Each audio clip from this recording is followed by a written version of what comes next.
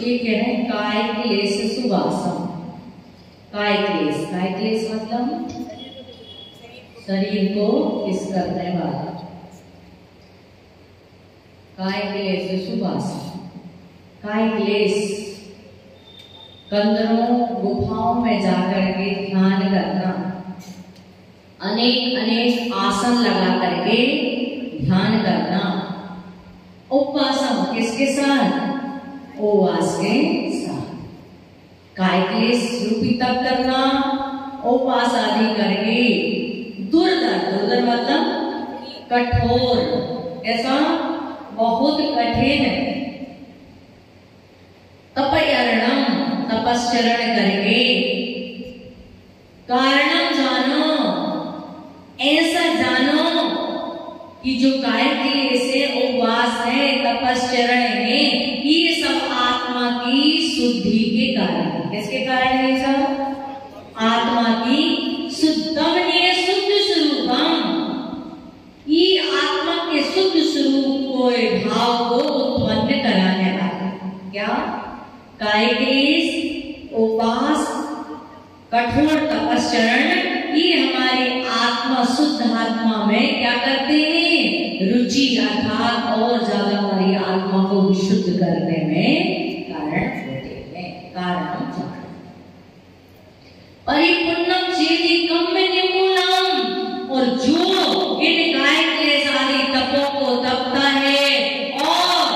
इनमें पूर्ण रूप से रुचि पैदा करता है तो कहते हैं चीदी कम निर्मूलम, जो अपने आत्मा में प्रीति रखता है वो जीव जो है संपूर्ण कर्म निर्मूलम, संपूर्ण कर्मों को निर्मूलता से, कैसे कैसे कैसे नष्ट करता है?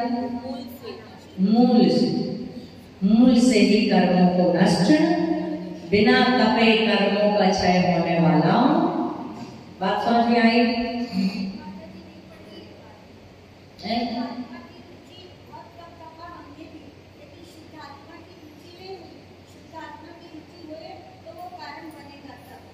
जी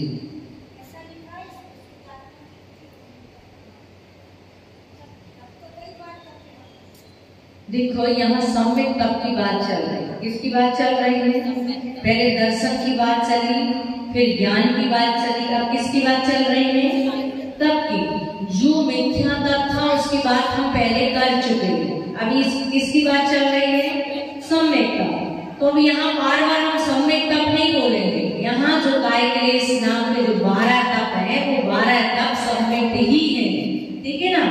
चाहे वो कायक्लेश तप हो, चाहे अनशन तप हो, और चाहे और भी अन्य कोई भी तप हो, ये तप जो है हमारी आत्मा का कल्याण करने वाले हैं, हमारी आत्मा को में रुचि पैदा करने वाले। जो शुद्धात्मा है उन शुद्धात्माओं में, शुद्धात्मा को, जिसको हमें कहना चाहिए कि जैसे आत्मा तो है शुद्ध भी है, लेकिन शुद्ध को भी और शुद्ध, कैसे शुद्ध? कर्मों से शुद्ध करने में एक कारण है। कौन कारण है? कायक्लेश, उपवास और कठोर तपस्या, ये सभी कर्मों को क्षय करने में कारण है। क्योंकि इन्हीं तपों को तपने से यह जीव अपने शुद्ध स्वरूप को क्या करता है? जानता। हम बाह्य क्रिया करते करते शुभ उपयोग में तो हो सकते हैं। अभी मान लो हम स्वाध्याय कर रहे हैं, ये कौन सा उपयोग चल रहा है हमारा? अभिषेक देख रहे हैं, पूजा कर रहे हैं, प्रतिक्रमण कर रहे हैं। जो जो क्रिया हम कर रहे हैं वो क्रिया रूप हमारी शुभ क्रिया है। कौन सी क्रिया है? शुभ क्रियाएं हैं। और जहाँ पर ध्यान आदि के कायक्लेश हम एकांत में चले गए, कंदरों और गुफाओं में चले गए और वहां पर उपवास आदि करके कठोर तपस्या कर रहे हैं, वो अवस्था कहलाती शुद्धात्मा की अवस्था। कौन सी अवस्था कहलाती है? हाँ, ठीक है ना?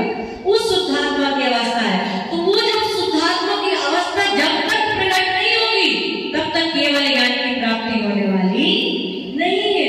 तो यहाँ भी कह रहे हो जब तक केवल ज्ञान प्राप्त नहीं होगा तब तक मोक्ष होने वाला नहीं। कल हमने क्या समझा था? कल क्या समझा था हमने?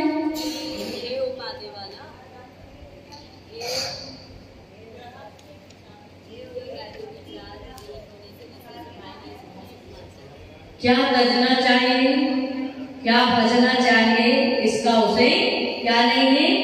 ज्ञान नहीं है।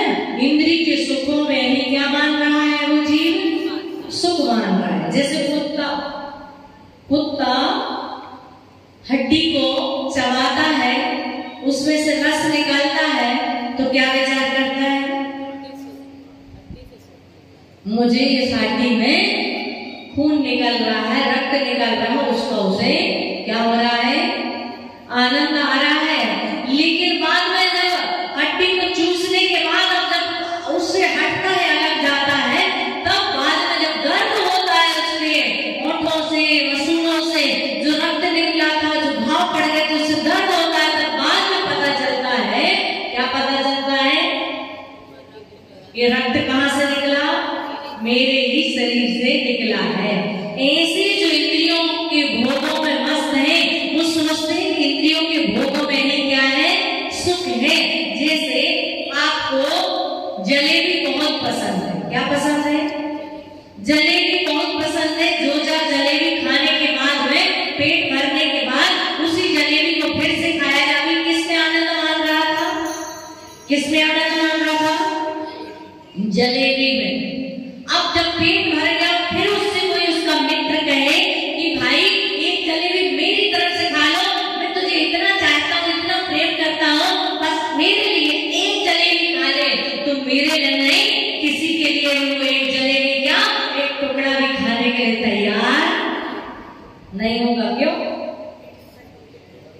क्योंकि अभी तृप्ति का क्या कर रहा है, अनुभव कर रहा है। इसलिए अभी क्या नहीं लगेगा उसको, अभी वो चीज सुखकर नहीं लगेगी।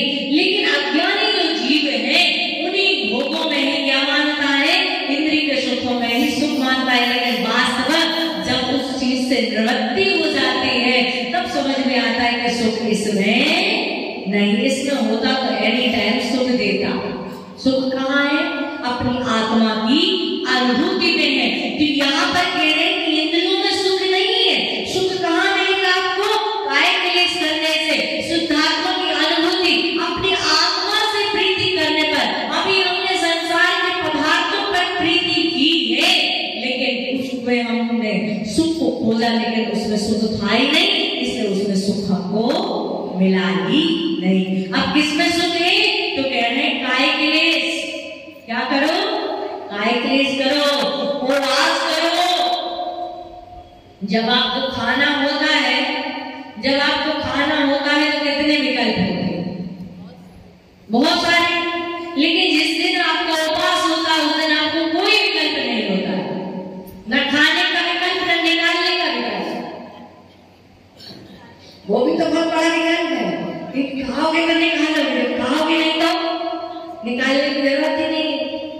खाने का विकल्प, बनाने का, पहले बनाने का विकल्प, फिर खाने का विकल्प, सामग्री का विकल्प, और उसके बाद में हम खाते हैं तो 4 लोगों को और बनाना पड़ता है, और हम नहीं खाते तो किसी को नहीं बनाना पड़ता। बोलो कोई बात नहीं, आज तेरा उपवास है, आज कुछ काम मत करो, है? तो इतने सारे विकल्प होते हैं। फिर उसके बाद में निकालने का विकल्प, ये सारे के सारे विकल्प खत्म हो जाते हैं। कब, जब जीव काय क्लेश करता है, एकांत में, जंगलों में, कंदराओं, गुफाओं में जाता है और कठोर तपस्या करता है, उपवास आदि करता है, फिर उसको अपने आत्मा की अनुभूति करता है। और जो समय शुद्धात्मा की अनुभूति से जो आत्मा के प्रति प्रीति होती है, जिसको कहना चाहिए निश्चय संवेदन से जब प्रकट होता है, निश्चय चारित्र जब प्रकट होता है। निश्चय चारित्र का मतलब, निश्चय समय दर्शन का मतलब आत्मा में रुचि होना, निश्चय समय ज्ञान का मतलब आत्मा को जानना, और निश्चय समय चारित्र का मतलब आत्मा में लीन होना। तो ये कौन सा चारित्र चल रहा है, निश्चय चारित्र। तो जब आत्मा में हमने रुचि की, आत्मा को जाना और आत्मा में जब लीन हुए, उस समय जो शुद्ध आत्मा के स्वरूप के कारण हमारी आत्मा में जो रुचि, जो श्रद्धा, जो आत्मा में लीनता हुई, वही लीनता, कम में नहीं बोला, वही लीनता जो है कर्मों को क्या करने वाली है, परिपूर्णम, संपूर्ण। कैसे, जब अपनी आत्मा में पूर्ण रूप से लीन हो जाता है तो पूर्ण रूप से कर्मों का भी क्या कर देता है, क्षय कर देता है। वो मुनिराज थे, भूमुनिराज थे कि जिन्होंने शादी की, विवाह किया, पुत्र पेट में आया, जाने लगे रात तिलक करके कि मैं जा रहा हूं संसार से, वैराग हो गया। पति ने हाथ पकड़ लिया, अभी तो रुक जाओ, कम से कम इस पुत्र का मुख तो देख लो, कम से कम आप जा रहे हैं तो कोई बात नहीं, मैं आपको नहीं रोकूंगी, लेकिन मेरे लिए एक सहारा तो देकर जाओ। अभी आपका सहारा है बच्चा, चाहे 4 दिन का क्यों ना हो, महीने भर का क्यों ना हो, पुत्र, और बच्ची 20 साल की क्यों ना हो। लेकिन माँ यदि अकेले सफर करती है तो माँ को फिर भी भय रहता है। लेकिन छोटा सा बच्चा गोद में है, लेकिन वो पुत्र है, फिर भी माँ निर्भयता का अनुभव करती है। क्यों? क्योंकि पुरुष के अंदर पुरुषत्व होता है, महिला महिला हो गए, और एक पुरुष और एक महिला हो गए, इसलिए उसके अंदर का डर खत्म हो जाता है। कम से कम एक बच्चा साथ पुरुष है, चाहे वो बच्चा था क्यों ना। उसने कहा आप जा रहे तो कोई बात नहीं, मैं आपको नहीं रोकूंगी, लेकिन तब तक रुको। कब तक रुको? जब तक पुत्र की प्राप्ति ना हो जाए। गर्भ में है, राजा को लगा कि वास्तव में बीवी सही बोल रही है। बीवी के मन में ये भी था कि शायद हो सकता है पुत्र के मोह के कारण फिर थोड़े दिन और रुक जाए, जाना तो है लेकिन और रुक जाए। उन्होंने देखा क्या था, उनके बाग में बगीचे में दो छिपकली थी, लड़ रही थी और लड़ते लड़ते एक छिपकली की पूंछ कट जाती है और उसी को देखकर तो उन्हें बैराग हो जाता है। अब रानी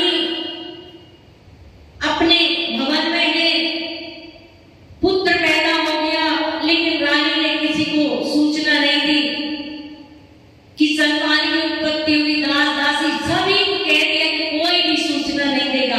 कुछ गिने चुने लोग थे जिनको पता था, जिनको अंदर प्रवेश था। काम करने वाले जो की सेवा शुश्रूषा करते थे, दासियां, उन्हें ही ज्ञान था। और वो जो है राजा को नहीं बताया। क्यों नहीं बताया? क्योंकि राजा को पता चल जाएगा तो राजा चल देगा। कई समय बीत गया, एक दासी एक दिन वस्त्र धो रही थी, वहां राजा पहुंच गया। राजा ने कहा इतने नन्हे नन्हे वस्त्र किसकी धो रही है तू? यहाँ तो कोई अपने राज्य में कोई छोटा पुत्र है ही नहीं जिसके वस्त्र धोए जा सके। उस दासी को लोभ आ गया कि राजा तुझे मार ही क्यों सकेगा, सूचना में सबसे पहले राजा को दूंगी।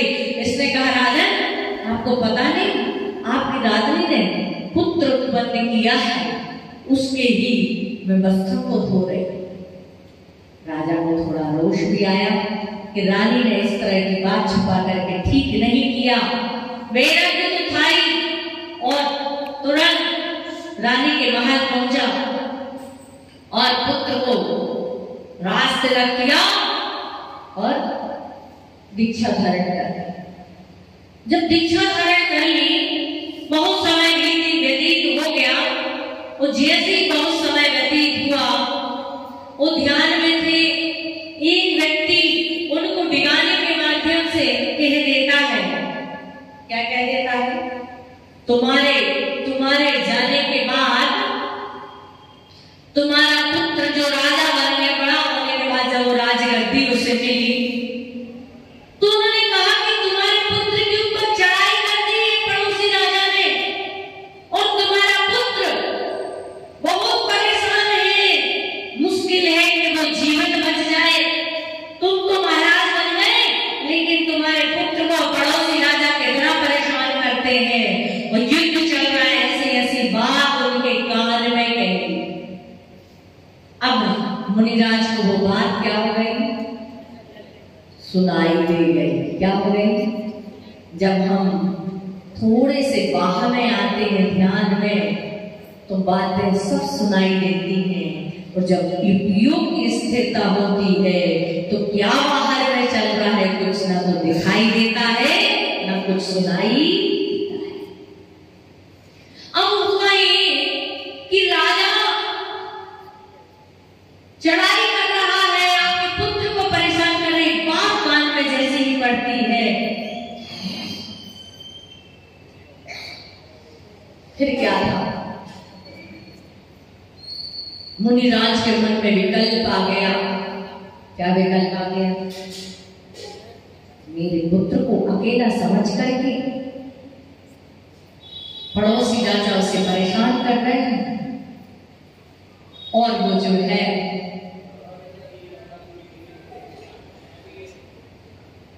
मुनिराज ने ध्यान में चक्रव्यूह की रचना कर ली। चक्रव्यूह की रचना कर ली, युद्ध करने लगे, धनुष बाण चलाने लगे, भाला तलवार चलाने लगे, अनेक सैनिकों का संहार करने लगे, चक्रव्यूह की रचना कर डाली। किसके मोह में? पुत्र के मोह में। कहा तो बचपन में ही क्या कर दिया था? तिलक कर दिया था, पैदा होते तिलक कर दिया, और अब मुनिराज बन करके ध्यान में है और युद्ध करना प्रारंभ कर दिया। अभी तो कर्मों से युद्ध चल रहा था, अब सैनिकों से युद्ध चलने लगा। और युद्ध करते करते एक क्षण के लिए कहते हैं भगवान महावीर स्वामी का समोषण लगा था। राजा सैनिक ने प्रश्न पूछा। क्या प्रश्न पूछा? अभी 7वें नरक के परिणाम किसके चल रहे हैं? क्या पूछा? अभी 7वें नरक के परिणाम किसके चल रहे हैं? उन्होंने कहा प्रसन्न चंद्र मुनिराज फलाने जगह पर ध्यान डाल रहे हैं, उनके 7वें नरक के परिणाम चल रहे हैं। और यदि इसी बीच उनका मरण हो जाता है तो वो 7वें नरक को क्या करेंगे? नरक को प्राप्त करेंगे। बस सारी स्थिति भगवान महावीर स्वामी ने राजा सैनिक को बताई। क्यों प्रभु? तो जो बात मैंने आपको बताई तो भगवान महावीर स्वामी ने राजा सैनिक को बताई। और बाद में देखा कि देव जो है एकदम से जाने लगे, आने लगे, दुर्गमी नगारा बज गया। भगवान महावीर स्वामी से फिर श्रीनिक महाराज ने प्रश्न पूछा, भगवान ये देव इधर उधर क्यों जा रहे हैं? तो उन्होंने कहा उन्हीं मुनिराज को केवल ज्ञान की प्राप्ति हो गई। क्या कहा? उन्हीं मुनिराज को केवल ज्ञान की प्राप्ति हो गई। अभी एक क्षण पहले 7वें नरक के परिणाम चल रहे थे और परिणाम की परिणति बदली कि मैं कौन हूँ? मैं मुनि हूँ, मैं साधक हूँ, मैंने राज्य छोड़ दिया, मैंने पाप छोड़ दिया, मैंने संसार की सारी विभूति छोड़ दी। मुझे उस विभूति उस पुत्र से मतलब नहीं, मुझे अपनी आत्मभूति से मतलब है। और बस ध्यान आरोप हुए, पश्चाताप की आग में जले और शुद्धात्मा की अनुभूति हुई, आत्मा में लीन हुए, केवल ज्ञान की क्या हो गई? प्राप्ति। समझ आएगा? तो यहाँ पर कह रहे कि जब यह जीव काय क्लेश आदि के माध्यम से अपने शुद्ध स्वरूप में लीन होता है, अपने आत्मा में लीन, अपनी आत्मा के ऊपर पूर्ण रूप से रुचि होती है, सब में दर्शन, सब में ज्ञान और सब में चारित्र्य रत्नात्रय की एकता होती है, वहीं पर कम निर्मूलम क्या हो जाता है? वहीं पर कर्मों का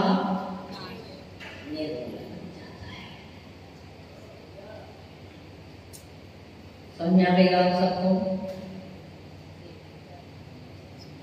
किसको दबाना है? किसको दबाना है? शरीर को की आत्मा को? किसको दबाना है? दादी सोबत आई, किसको दबाना है? हाँ, शरीर को भी दबाना है और आत्मा को भी दबाना है।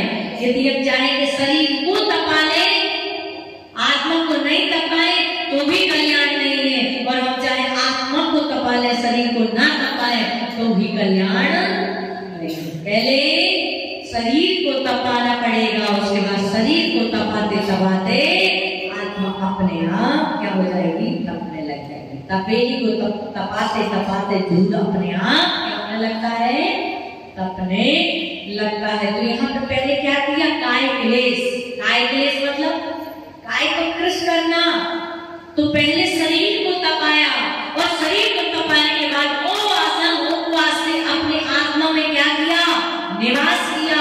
और आत्मा में निवास करके कठोर दुर्दर्श तपस्या करके फिर शरीर तो नष्ट हो गया, लेकिन आत्मा तप करके परमात्मा क्या हो गया? तो चला गया आंख में। ऐसा ले लो, कपड़ा है ना,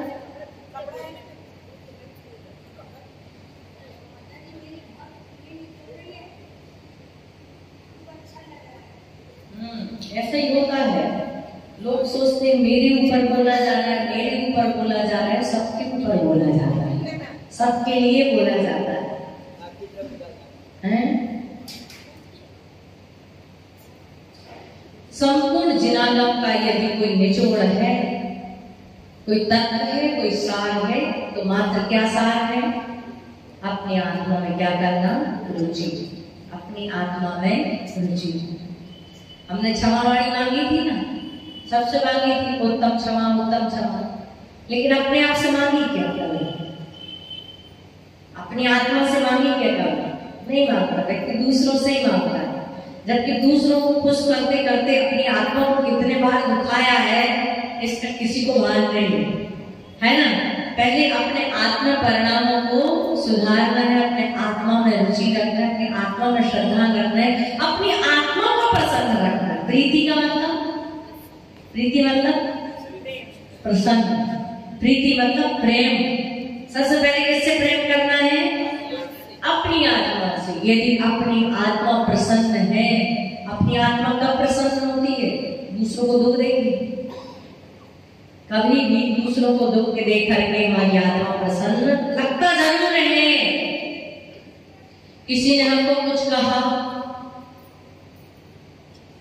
हमने उसको कुछ कहा, कहने के बाद कह तो दिया, लेकिन उसके बाद तकलीफ किसको होती है? आपने गुस्सा किया हुआ था ना, इष्टोपदेश में एक गाथा आती है, विराजकम कथम मंत्रे जनाया परिकुप्यति त्र्यंगुलम पातयन पादाभ्यम स्वयं दंडेन पात्यते। क्या कहा है? शुरू को मैं क्या बोला था? विराजकम। क्या? विराजकम। विराजक मतलब अहित करने वाला, विराजक मतलब हमारा बिगाड़ने वाला। कथम मंत्रे जनाया परिकुप्यति, हमारे विराजक के ऊपर जिसने मेरा अनिष्ट किया है, जिसने मेरा अहित किया है, जिसने मुझे गाली दी है, जिसने मुझे मारा है, उसके लिए हम कथम मंत्रे, उसके ऊपर क्यों मैं घात कर रहा हूं, क्यों हनन कर रहा हूं उसका? जनाया परिकुप्यति, जो जन है, जो जीव है, कोई मेरा घात कर रहा है, उसके लिए मैं क्यों क्रोध कर रहा हूं? जनाया परिकुप्यति, मैं क्यों क्रोध करूं? त्र्यंगुलन पात्यन पादाभ्यम स्वयं दंडेन पात्यते, वो स्वयं दंडित हो गया। आपको गाली दी मतलब मुंह खराब किसका हुआ? उसी का हुआ ना। कोयला आपने हाथ में लिया और किसी के मुंह पे फेंका, पहले हाथ गंदा किसका हुआ? स्वयं का हुआ ना। चंदन आपने अपनी हथेली में लिया, लेकिन उस चंदन को आपने किसी के ऊपर फेंक दिया, वो गद्दी आपकी जो हथेली थी, उस हथेली में पहले खुशबू आई कि उसको जिसको फेंका उसको पहले खुशबू आई? किसको आई? नहीं सही, पहले अपने को आई। गाली हमने अपन ने दी किसी को, निंदा किसी की, अपशब्द किसी को बोले, सबसे पहले परिणाम किसके खराब हुए? स्वयं के परिणाम खराब हुए। बात तो उसके परिणाम होते खराब नहीं होते, इसकी कोई गारंटी नहीं, लेकिन हमारे परिणाम क्या हो गए? पहले खराब हो गए। जब लकड़ी काटता है व्यक्ति, तो लकड़ी काटते समय जब आप किसी को चाटा मारते हैं तो सबसे पहले क्या करते? कहां जा रहे हैं? पीछे। ऐसे एक लगाऊंगा, मैं नहीं लगाऊंगी, बता रही हूं मैं, एक लगाऊंगा तो कहां गया? एक लगाऊंगा तो 3 अंगुल कहां गया? ज्यादा ही जाता है। त्रियांगुल। जब लकड़ी काटता है ना व्यक्ति, तो पहले कुल्हाड़ी को क्या करता है? खुद भी पीछे जाता है, फिर काटता है, तो झुकता भी है और पीछे भी जाता है। तो आप पीछे भी गए और झुकना भी आपको पड़ा। तो त्र्यंगुलन पातयन पादाभ्यम, स्वयं चरणों में गिर जाता है वो, स्वयं दंडेन पात्यते। अरे वो पहले ही झुक गया, पहले ही वो आपके चरणों में क्या हो गया? झुक गया। जब स्वयं ही दंडित हो जाता है व्यक्ति, तो हमको उसे दंडित करने से क्या फायदा? अर्थात कोई फायदा, वो स्वयं दंडित हो गया। इस समय ये परिणाम जब हमारे आते हैं आत्मा से प्रीति, यदि हमारे अंदर अपनी आत्मा से प्रीति है, हम चाहते कि हमारी आत्मा दुर्गति की पात्र ना हो, हम चाहते हमारी आत्मा दुखी ना हो, हम चाहते हैं हमारी आत्मा जो है चारों गतियों में ना भटके, तो हम क्या करेंगे? शुभ कार्य करेंगे, शुभ परिणाम बनाएंगे। यदि हमें दुर्गति में जाना है, अन्य गतियों में जाना है, इसका मतलब ये है अभी भी हम परिणाम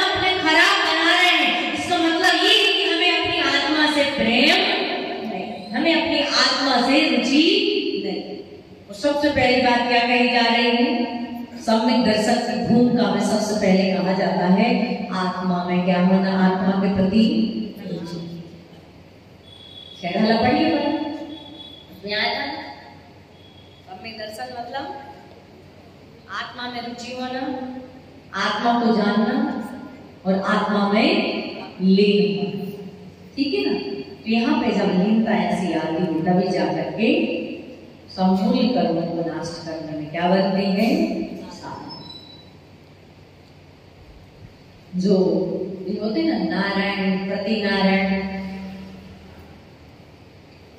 ये पूर्व पर्याय में खूब तपस्या में करते, घोर तप करते, चाहते तो उसी भाव से भी क्या कर सकते थे? मोक्ष जा सकते। लेकिन नारायण प्रति नारायण की विभूति को देखा, उनके बारे में सुना और उन्होंने निदान कर लिया कि मुझे ये मिल जाए, तो उनके तप से दो चीजें मिलती, ध्यान से दो चीजें मिलती। कौन कौन सी? संसार के सुख और एक मोक्ष का सुख, जिसको इष्टोपदेश में आचार्य पूज्यपाद स्वामी ने कहा है यतश्चिंतामणिर्दृढ यतः पिण्डकखण्डिका ध्यानेन चेद्वेलभ्य बौद्धिव्यविवेकिना। क्या कहा? एक तरफ चिंतामणि रत्न है तो दूसरी तरफ खली का टुकड़ा। खली जानते आप किसको बोलते? तेल निकालने के बाद जो, या गन्ने का रस निकालने के बाद जो छिलका होता है ना, उसको भी हम खल बोल सकते हैं ना। या मक्खन निकालने के बाद, दूध के बाद वो जो छाछ होती है उसको भी हम बोल सकते हैं। सब अलग अलग है सबके लिए, लेकिन मतलब वही है कि सब कुछ निकालने के बाद जो छार होता है, जो कचरा होता है, एक तरफ वो खल का टुकड़ा है, दूसरी तरफ चिंतामणि रत्न है। ध्यान से कौन कौन सी चीजें प्राप्त होती हैं? दो। बाहु नाम के मुनिराज, एक दीपाय नाम के मुनिराज सुने आपने, और दूसरे बाहु नाम के मुनिराज जो नगर में जा रहे थे। किसी ने कहा उस नगर में मत जाओ, वहां का राजा दुष्ट है। क्या हुआ? क्यों कल मैंने बताई थी आपको बात, यदि व्यक्ति दुष्ट है, व्यक्ति निंदक है, व्यक्ति अनाचारी है, उससे यदि किसी व्यक्ति का किसी सज्जन पुरुष का संपर्क होता है तो व्यक्ति उसको सचेत करता है। क्या करता है? कि वो गुरु निंदक है या अनाचारी है या उसके द्वारा एक गलती हो चुकी है, इसलिए आप उससे क्या रहना? सावधान रहना। ऐसे ही बाहु मुनिराज जा रहे थे इस नगर की तरफ। नगर के लोगों ने कहा कि मुनिराज उस फलाने राज्य में मत जाओ, फलाने नगर में मत जाओ, वहां का राजा बहुत खराब है। क्या कहा? बहुत खराब है। क्यों खराब है? क्या किया राजा ने? प्रश्न आया। उन्होंने कहा उस राजा ने 500 मुनिराजों को घानी में फेंक दिया। किसमें फेंक दिया था? घानी में फेंक दिया था। दंडक राजा जो जटायु बना, जटायु पक्षी कौन बना? वो दंडक राजा ही बना। अनेक अनेक भव भ्रमण करने के बाद नरक में गया, त्रिंच में गया, शेर बना, साथ में नरक गया, शेर बना, चीता बना, और बहुत बहुत अनेक अनेक दुर्गतियों में गया। फिर जाकर के किसी शुभ परिणामों के साथ में मरण हुआ तो जटायु बना, जटायु के बाद फिर देव बना। दंडक राजा जिसने कितने मुनिराजों को घानी में फेंका था? 500। 700 मुनिराजों के ऊपर उपसर्ग हुआ था, वो वाला कौन सा? रक्षाबंधन की घटना वाला है, जिसको होम हवन में होमा है। और ये 500 मुनि थे। दंडक वन जो है महाराष्ट्र में दंडक, वहां पर मुनिराजों को, वो राजा धर्मात्मा था लेकिन मंत्री अधर्मात्मा था। उसने मुनिराज मतलब नकली किसी को मुनिराज बना दिया। क्या कर दिया था उसने? किसी को, अपने व्यक्ति को नकली मुनिराज बना दिया और स्त्री के साथ संबंध करते हुए दिखा दिया। किसको? राजा को। जबकि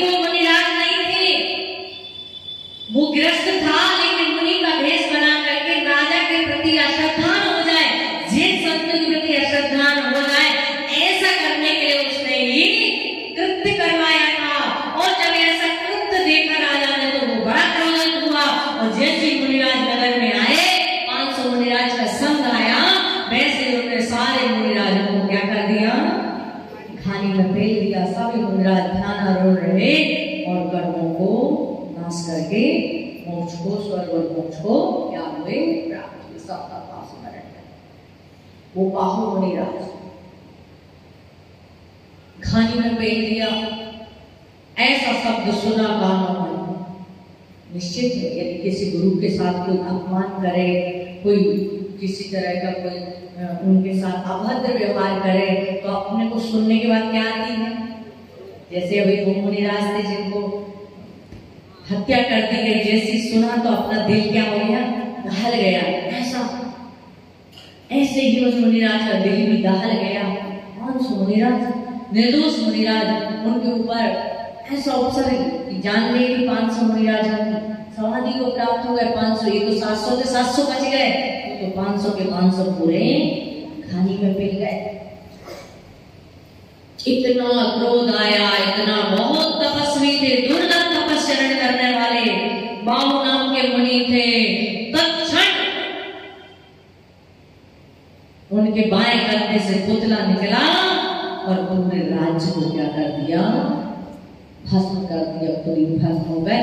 2 प्रकरण है। ज्योतिषी देव तुरंत मरण को प्राप्त हुए और मरण को प्राप्त ज्योतिष देवगण ने और नगर को जला दिया, या फिर निकला क्या, पुतला निकला बाएं कंधे से और पूरी राजा सहित पूरी नगरी को क्या कर दिया। उसने 500 को जलाया था, लेकिन मेरे माध्यम से लाखों जीवों का क्या हो गया, तपस्चरण जो है बहुत कठोर तपस्चरण। इनके पास शक्तियां होती हैं, चाहे तो उपयोग अच्छा कर लो, चाहे तो खराब। उसी तपस्चरण, उस घोर तपस्चरण के प्रभाव से सारे लोगों को जला दिया। और यदि वही घोर तपस्चरण अपनी आत्मा के लिए था, लेकिन परिणामी और परिणाम बदल गए और परिणाम और परिणति बदले, तो सारे नगर को, जो कर्मों को नष्ट करने वाला था, वो नगर को नष्ट करने में क्या बन गया, कारण। समझ में आई बात? आगे चले।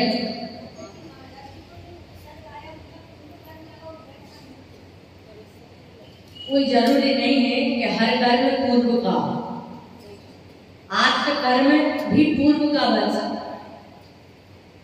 क्या आज हम जो कर रहे हैं वो कल भी पूर्व बन सकता है। आज हमको सामने वाले ने मारा, तो आज हम अगले भाव में उसका बदल लेकर के अगले भाव में मार सकते हैं, लेकिन कहीं ना कहीं तो वर्तमान का भी बनेगा ना।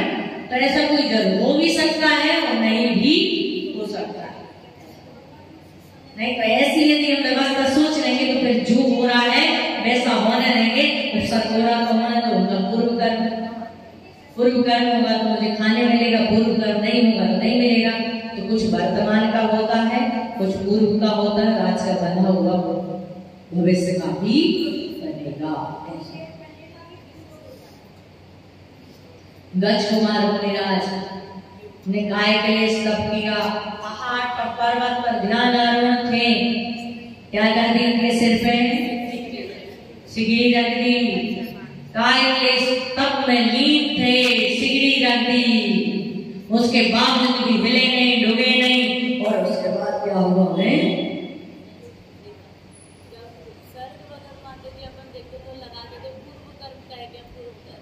ऐसा नहीं होता कि नवीन होगा, और जब कोई सहन कर रहा है तब अपन कभी नहीं लगाते पूर्व कर्म के संस्कार है जिसके कारण वो सहन कर पाते, उधर अपन लगाते नवीन पुरुषार्थ। सही बात है। गुरुदत्त आदि गौड़गिर से गुफा में मुनिराज थे, उसमें क्या लगा दी? आग लगा दी। लेकिन वो काय के तप में लीन थे। काय अलग है, शरीर अलग, आत्मा भिन्न, शरीर भिन्न, आत्मा भिन्न। और जब शरीर भिन्न आत्मा भिन्न का ध्यान किया तो क्या हुआ?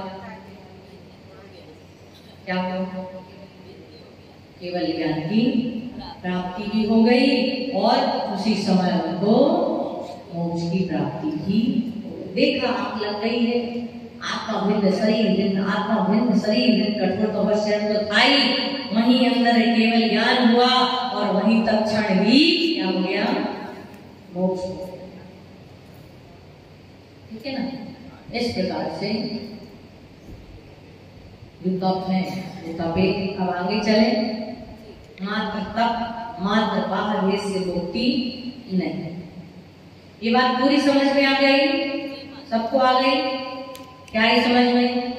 काय क्लेश, उपवास, कठोर तपस्या के कारण जानो। किसके कारण जानो?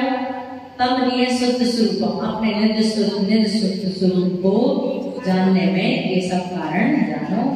परिपूर्णम चेदि कम निर्मूलम, ये जो है पूर्ण रूप से जब आत्मा में रुचि हो जाती है तो पूर्ण रूप से कर्मों को मूलतः कर्मों को जड़ से कर्मों को खत्म करने में क्या हो जाता है?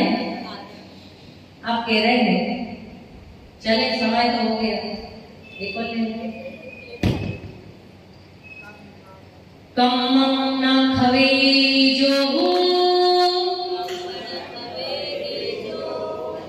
पर ब्रह्म न जाने सम को, अत्तुन तत्तुन जीवो लिंगम हेतुड़ किम करई, कम्मम न खवई जोगु पर ब्रह्म न जाने सम को, अत्थुन तत्थुन जीवो लिंगम हेतुड़ किम करई।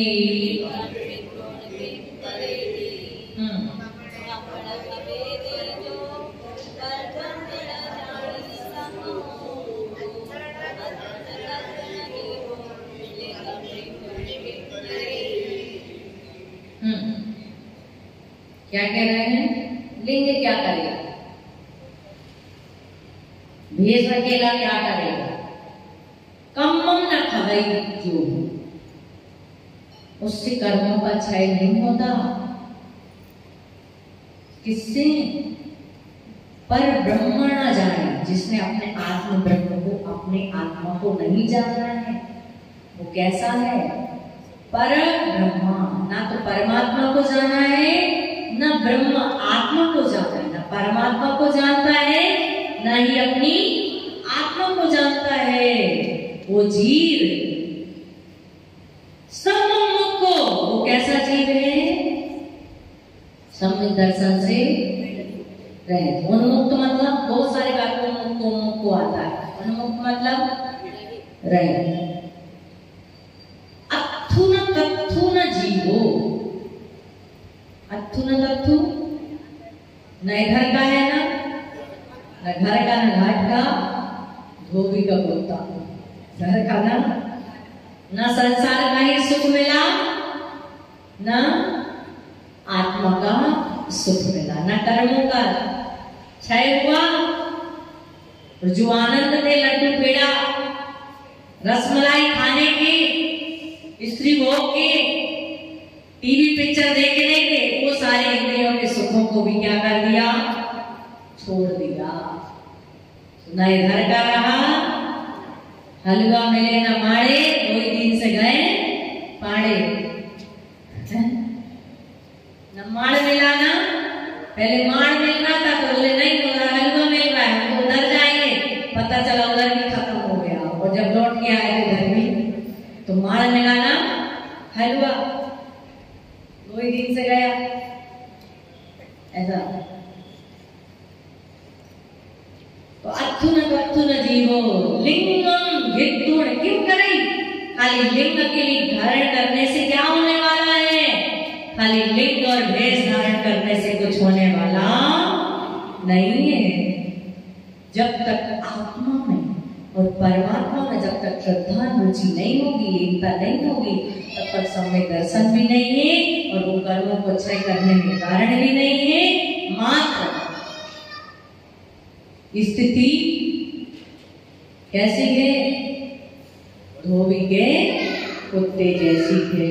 सारे सुख भी छोड़े, एक बार खाए, भूखों मरे, भूमि पे सोए, पैदल चले, सारा कुछ कष्ट किया, केसलोच किया, सारे कष्टों को भोगा, लेकिन उसके बावजूद भी कुछ भी नहीं मिला। इसलिए कहने का तात्पर्य यही है कि सिर्फ मात्र भेष नहीं, भेष के साथ उद्देश्य होना चाहिए। क्या होना चाहिए? उद्देश्य होना चाहिए। उद्देश्य है तो आत्मा में रुचि होगी। उद्देश्य से भटक गया जीव, उद्देश्य को भूल गया जीव, तो कहते हैं ना घर का ना घाट का, ना इधर का ना उधर का, कहीं का भी जीव रहता नहीं है। समय आपका हो गया है, कल फिर इसी बात कुछ प्रश्न हो तो पूछ सकते हैं। क्या